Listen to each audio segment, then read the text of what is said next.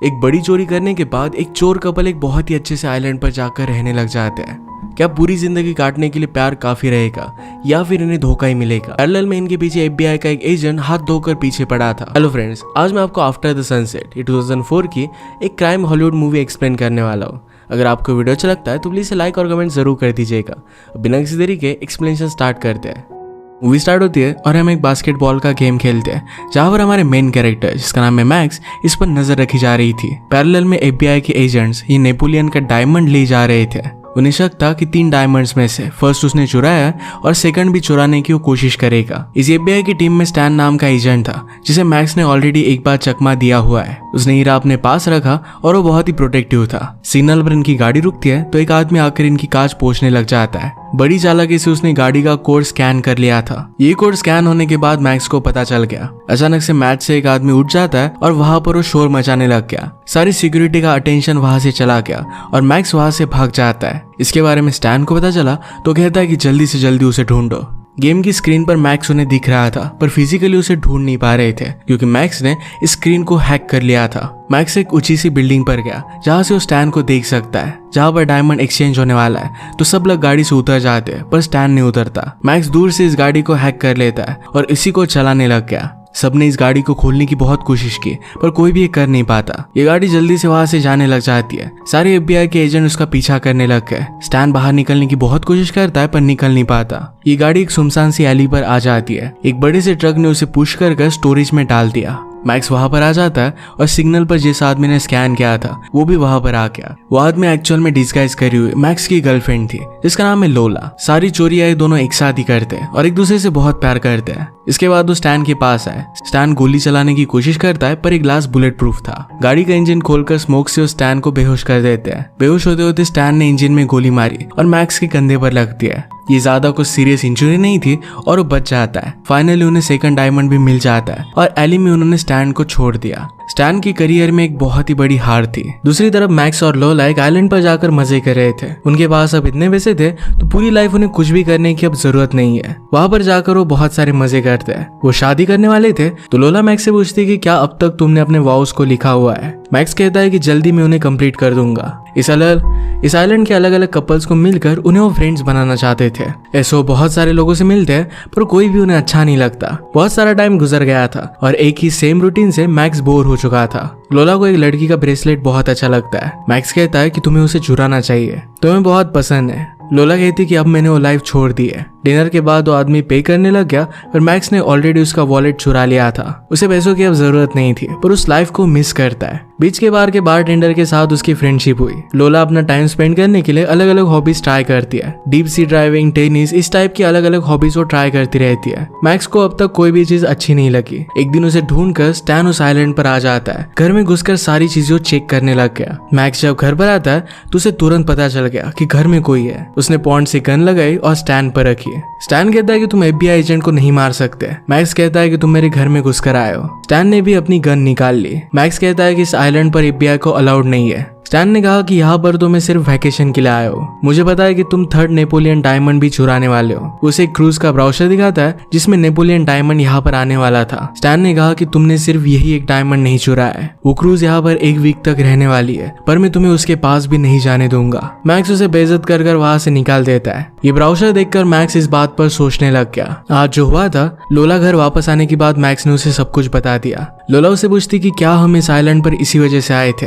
Max कहता है कि इस आइलैंड को तुमने चूज किया था, मेरा इसमें कोई भी हाथ नहीं है। लोला मैक्स को जानती थी। उसे कहती है कि शायद तुम्हें लग रहा होगा कि किसी टाइप का गिफ्ट है पर ऐसा नहीं है। गॉड सिर्फ हमारे साथ खेल रहा है। हम वो लाइफ छोड़ चुके हैं और फिर से उसमें अब नहीं जाने वाले। वो घर में आई तो मैक्स ने सारा घर तहस नहस कर दिया है। शायद स्टैन ने सर्विलेंस कैमरा वगैरह प्लान किया होगा तो इसलिए उसने सब कुछ चीजें देखी। लोला तुरंत अपना कैमरा चेक करती है। इस कैमरे में मैक्स को जो गोली लगी थी ये उसने छुपा कर रखी थी। इस गोली से वो प्रूव कर सकता है कि मैक्स और लोला उस दिन क्राइम सीन पर थे। मैक्स ने कहा कि तुमने वहां उसे रखा ही क्यों था? लोला कहती कि वो एक रिमाइंडर था कि मैं तुम्हें खोने के कितने करीब आ गई थी। उसे कहती कि मैं बुलेट को वापस ला दूंगी।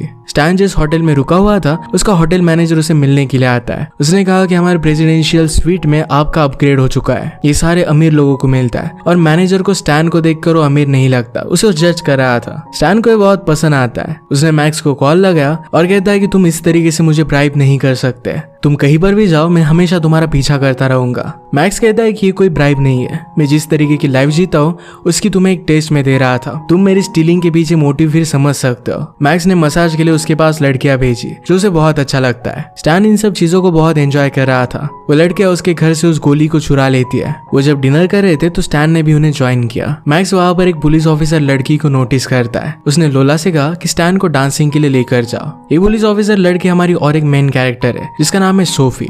सोफी फियरलेस थी और किसी के भी पीछे जाने से डरती नहीं थी। आज वो एक पॉलिटिशियन से बात करने के लिए आई थी। उसे कहती कि तुम्हारा कितना भी इन्फ्लुएंस हो पर फिर भी मैं तुम्हें छोड़ने नहीं वाली, तुम मुझे रिश्वत देकर बाय नहीं कर सकते। मैक्स ने फिर सोफी से बात की।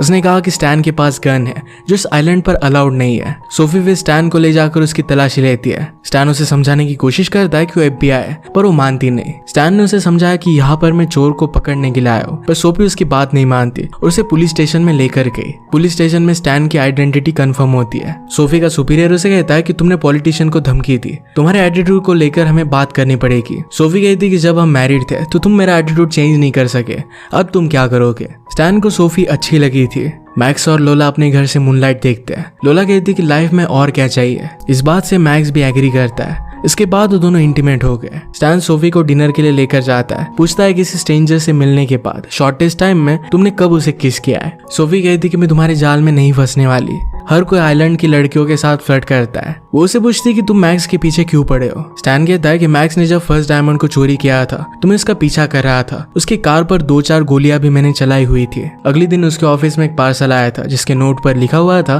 कि नेक्स्ट टाइम गाड़ी के टायर्स को पंचर करना। 2 बार मैक्स ने उसे इसी तरीके से फूल किया है। इन सब से वो गुस्सा था और उसे पकड़ना चाहता था। सोफी कहती कि पुलिस स्टेशन में मेरी रिस्पेक्ट बढ़ाने के लिए एक बड़े क्रिमिनल को मुझे बस्ट करना है। तुम्हें यहाँ का कुछ पता नहीं है तो मैं तुम्हें हेल्प कर सकती हूँ। इस बात के लिए स्टैन मान जाता है। अगली सुबह मैक्स जल्दी घर से निकल गया और डायरेक्टली क्रूज पर आया। स्टैन ने वहां पर ऑलरेडी सिक्योरिटी को पता कर रखा था और वो भी वहां पर पहुंच जाता है। वो कहता है कि यहाँ पर हर जगह पर कैमरेज लगे हुए हैं, हर जगह पर ऑटोमेटिक गन्स भी है और गार्ड्स भी हमेशा होते ही है, तुम यहाँ से कुछ भी चोरी नहीं कर सकते। मैक्स कहता है कि ये बात तो सच है और इसके बाद वो वहां से चला गया। शाम में उस डायमंड को देखने के लिए लोला भी वहां पर जाकर आई। मैक्स को बाहर गैंगस्टर का आदमी जबरदस्ती गन लगाकर अपने बॉस के पास लेकर जाता है। बॉस का नाम था हेनरी। हेनरी कहता है कि मैं तुम्हें जानता हूँ, इस आइलैंड को तुम्हारी जरूरत है, या इस आइलैंड पर आने का मेरा एक ही मिशन था कि यहाँ के लोगों को मैं एम्पावर करूँ। इसके लिए मुझे बहुत सारे पैसों की जरूरत पड़ेगी, इसी वजह से मैं चाहता हूँ कि तुम मेरे लिए डायमंड चोरी करो। मैक्स कहता है कि मैंने वो सब चीजें छोड़ दी है। हेनरी उसे अपना बिजनेस दिखाने के लिए गया तो कसिनो के बिजनेस में था। वो कहता है कि यहाँ पर मैं बहुत पावरफुल हूँ, यहाँ की सारी सिक्योरिटी डिटेल्स, सारी प्लान्स, तुम्हें जो भी चीजों की जरूरत पड़ेगी वो सब कुछ मैं तुम्हें दे सकता हूँ। डायमंड के प्रॉफिट को 50-50% हम बांट लेंगे। इस ऑफर के बाद मैक्स रात में सो नहीं पाता। लोला ये चीज नोटिस करती है और कहती कि मुझे पता है तुम उस डायमंड को देख कर आए। मैक्स कहता है कि क्या तुम्हें नहीं लगता कि हमने जरा जल्दी रिटायर कर दिया। लोला कहती कि हम हमारे गेम के टॉप पर थे और उसी वक्त क्विट करना अच्छा होता है, हमें अब छोटी छोटी चीजों में खुशी ढूंढनी चाहिए। रात में मैक्स ने स्टैन को कॉल लगाया। वो कहता है कि वो चोरी में कर सकता हो, स्टोरेज रूम को मैं ब्लो अप कर दूंगा, सारे लोग वहां पर चले जाएंगे और उसके बाद मैं डायमंड के रूम में जाऊंगा। रात के 10 बजे के बाद वहां के सिक्योरिटी गार्ड ओल्ड होते हैं तो मुझे ज्यादा तकलीफ नहीं होगी। अब मैंने सारा प्लान तुम्हें बता दिया, अब ये काम मैं नहीं कर सकता। अगले दिन स्टैन उसे कहता है कि मेरे साथ बोटिंग के लिए आओ। मैक्स इसके लिए मना कर रहा था तो स्टैन ने कहा कि अगर तुम नहीं आए पुलिस स्टेशन में लाकर तुम्हें हम बहुत मारेंगे। मैक्स के पास फिर जाने के अलावा कोई ऑप्शन नहीं था। स्टैन को मैक्स की घड़ी बहुत पसंद आती है पर वो बहुत ही एक्सपेंसिव थी। स्टैन मैक्स को अपनी बॉडी पर लोशन लगाने के लिए कहता है। हम देख सकते हैं कि उन पर कोई नजर रख रहा था। फिशिंग करते हुए उन्हें एक बहुत ही बड़ा शार्क मिला।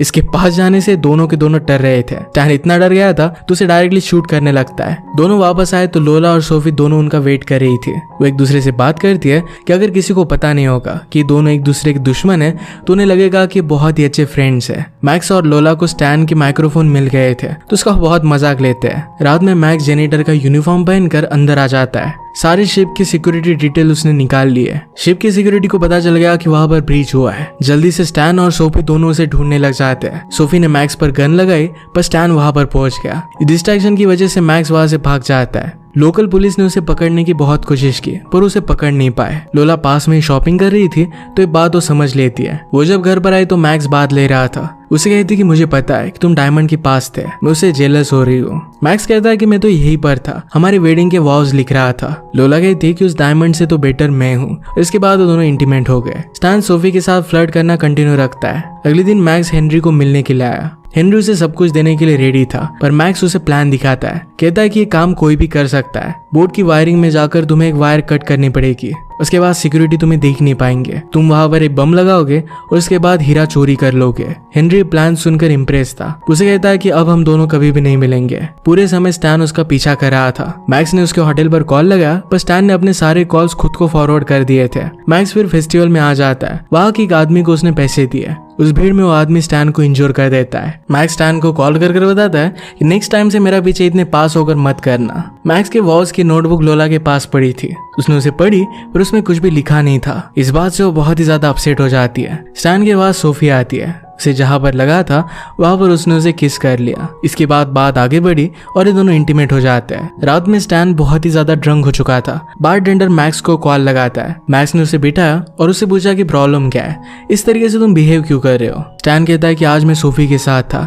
मेरी लाइफ बहुत ही ब्यूटीफुल चल रही है। नेक्स्ट 28 आवर्स में तुम उस डायमंड को चुरा लोगे और सब कुछ फिर से बर्बाद हो जाएगा। मैक्स कहता है कि अब मैं चोरी नहीं करने वाला। स्टैन कहता है कि तुम एक जीनियस हो, मैं हमेशा तुमसे बहुत ही इंस्पायर हुआ हूँ, मुझे पता है कि तुम तो चोरी करने ही वाले हो। स्टैन की हालत बहुत ही खराब थी तो मैक्स उसे उसके रूम तक छोड़कर आता है। रात में वो चोरी के लिए रेडी होने लग गया। जब वो घर पर आता है तो लोला उसे घर में नहीं लेती। उसने कहा कि मैंने तुम्हारी नोटबुक देखी थी, वो वाउज मैंने मेरे लिए तुम्हें नहीं लिखने के लिए गए थे, वो सिर्फ तुम्हारे लिए। ये वाउज लिखकर मेरे साथ हमेशा के लिए रहने का प्रॉमिस तुम खुद से करते हो। उसे घर में अंदर नहीं ले रही थी तो स्टैन के पास आ गया। स्टैन उसे कहता है कि तुम्हारे जैसे लोग कभी भी खुश नहीं रह सकते। जो लोग छोटी छोटी चीजों में खुशी मानते हैं वही एक्चुअल में खुश होते हैं। सुबह हुई तो FBI के आदमी यहाँ पर आ गए थे। उन्हें पता चला था कि मैक्स और स्टैन एक दूसरे के साथ हैंग आउट कर रहे हैं। इन्हें फोटोज भी मिली थी जिसमें मैक्स स्टैन को सनस्क्रीन लगा रहा था। उन्हें इन दोनों की रिलेशनशिप कुछ अलग ही लगती है। इनकी बातों से सोफी को पता चला कि स्टैन को नौकरी से निकाल दिया गया था। वो पूरा टाइम उसे झूठ कह रहा था। इस बात से वो बहुत ही ज्यादा गुस्सा हो गई। ब्रेकफास्ट करते वक्त मैक्स ने स्टैन से कहा तुम्हारा झूठ इतना बड़ा भी नहीं था। स्टैन भी कहता है कि तुम्हें लोला को घर से बाहर नहीं निकालना चाहिए था, तुमने अब तक तो कुछ भी किया भी नहीं है। उन दोनों को आइडिया आया और एक दूसरे की गर्लफ्रेंड को मनाने के लिए हो जाते हैं। उन्हें समझाने की बहुत कोशिश करते हैं पर दोनों मान नहीं रही थी। मैक्स कहता है कि आज रात ये शिप चली जाएगी, फिर कोई भी प्रॉब्लम नहीं होगा। ये 2-4 घंटे स्पेंड करने के लिए मेरे पास एक आइडिया है, हम सब लोग डाइविंग कर सकते हैं। अंडर वाटर एक बड़ी सी शिप डूबी हुई थी। मैक्स कहता है कि बहुत सारे लोग कहते हैं कि यहाँ पर बहुत सारा सोना पड़ा हुआ है, कभी भी किसी को ये सोना मिला नहीं था। ये सब शिप में जाकर इसे ढूंढने लगते हैं। मौके का फायदा उठाकर मैक्स यहाँ से भाग गया। इसी वक्त हेनरी का आदमी बोट में चोरी करने के लिए आया हुआ था। उसने बोट की वायरिंग कट की पर मैक्स ने उसे गलत इन्फॉर्मेशन दी थी। इससे सिक्योरिटी अलर्ट हो जाती है और उसे पकड़ लेती है। मैक्स शिप की वेंट से होकर हीरे के ऊपर था। उसने अपना डिवाइस नीचे भेजा। एक केमिकल से उसके ऊपर का ग्लास वो पिघला देता है। सब लोग मैक्स को पूछ रहे थे कि वो कहाँ पर है तो मैक्स उन्हें झूठ बोल देता है कि मैं अंदर हूँ। मैक्स ने उस हीरे को निकाल लिया। अलार्म्स बजने लग गए और सिक्योरिटी जल्दी से वहां पर पहुंच जाती है। सब लोग ऊपर शूट करने लग गए। मैक्स इससे बाल बाल बचता है। सबको मैक्स कहीं पर भी मिल नहीं रहा था पर तुरंत वो वहां पर आ जाता है। स्टैन को मैक्स पर शक जाने वाला था तभी लोला उसका ऑक्सीजन निकाल लेती है। वो उसे बचाते हैं और मैक्स वहां पर पहुंच गया और सब लोग बाहर आ गए। बीच पर आकर वो सेलिब्रेट कर रहे थे तभी सोफी को मैसेज आया कि हीरा चोरी हो गया है। वो दोनों उस पर बहुत ही ज्यादा गुस्सा हो जाते हैं। सोफी उसकी तलाशी लेने लग गई पर कहीं पर भी सोना उसे नहीं मिलता। स्टैन कहता है कि तुम खुद को रेजिस्ट नहीं कर पाए, तुमने मुझे फिर से धोखा दे ही दिया। उसे लगा था कि उसका फ्रेंड है। लोला को तो पता था कि मैक्स ने चोरी की है और इस वजह से वो बहुत ही ज्यादा गुस्सा हो जाती है। घर आकर मैक्स इस बात के लिए एडमिट भी करता है। वो कहती कि मैं हमेशा तुम्हें हेल्प करती थी क्योंकि मैं तुमसे बहुत प्यार करती हूँ, तुम अपनी आदतों को नहीं छोड़ने वाले, तो उसके साथ अब नहीं रह सकती। वो जाने लग गई तभी वहां पर हेनरी पहुंच जाता है। कहता है कि मेरा डायमंड कहाँ पर है। उसने लोला पर गन लगाई थी। लोला बचने की कोशिश करती है और हेनरी मैक्स को मारने वाला था पर तभी वहां पर स्टैन आ गया। वो हेनरी को गोली चलाकर मार देता है। मैक्स पुलिस को बताता है कि हेनरी ने हीरा चोरी करने के लिए मुझे बुलाया हुआ था। खुद डायमंड चोरी कर सारे सबूत मिटाने के लिए वो फाइनली मुझे मारने के लिए आया था। पुलिस उसे पूछते कि हीरा कहाँ है। मैक्स कहता है कि मुझे इसके बारे में कोई भी आइडिया नहीं है। स्टैन कहता है कि मुझे पता है कि तुम अभी झूठ कह रहे हो। मैक्स लोला से कहता है कि प्लीज मत जाओ, पर लोला उसकी बात नहीं मानती। लोला ने उनके लिए एक प्लेस बनवाया था, वहां पर फर्स्ट सनसेट उसके साथ दिखना चाहती थी, पर मैक्स बिजी था, इस वजह से उसने सब कुछ मिस कर दिया था। वो आज वहां पर सनराइज देखता है और जल्दी से एयरपोर्ट चला गया। उसे कहता है कि मुझसे जरा लेट हो गया, पर मैंने मेरे वॉल्स लिख डाले हैं, मुझे इसे पढ़कर सुनाने की जरूरत नहीं है क्योंकि सब कुछ मेरे दिल से आ रहा है। मैं मेरी पूरी लाइफ वैल्यूएबल चीजों के पीछे भागता रहा, मुझे पता ही नहीं था मेरी लाइफ में सबसे वैल्यूएबल तुम हो। मैं मेरी लाइफ का हर एक सनसेट तुम्हारे साथ देखना चाहता हूँ। उसे एक डायमंड की रिंग देता है और कहता है कि फर्स्ट डायमंड मैंने खुद से बाय किया है।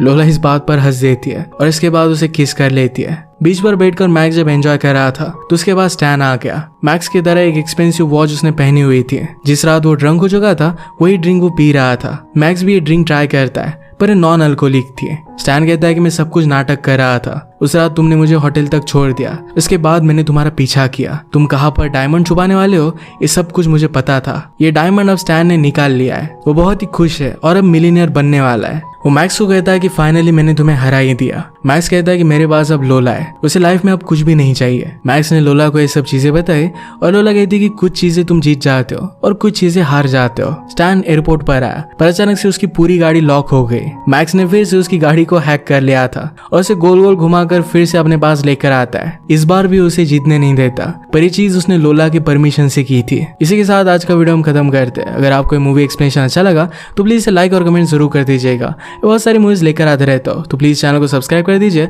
और बेल नोटिफिकेशन आइकन दबाना मत भूलिएगा। हम फिर से मिलेंगे और एक नई मूवी के साथ, तब तक के लिए थैंक यू और आप अपने आप का ख्याल रखिए।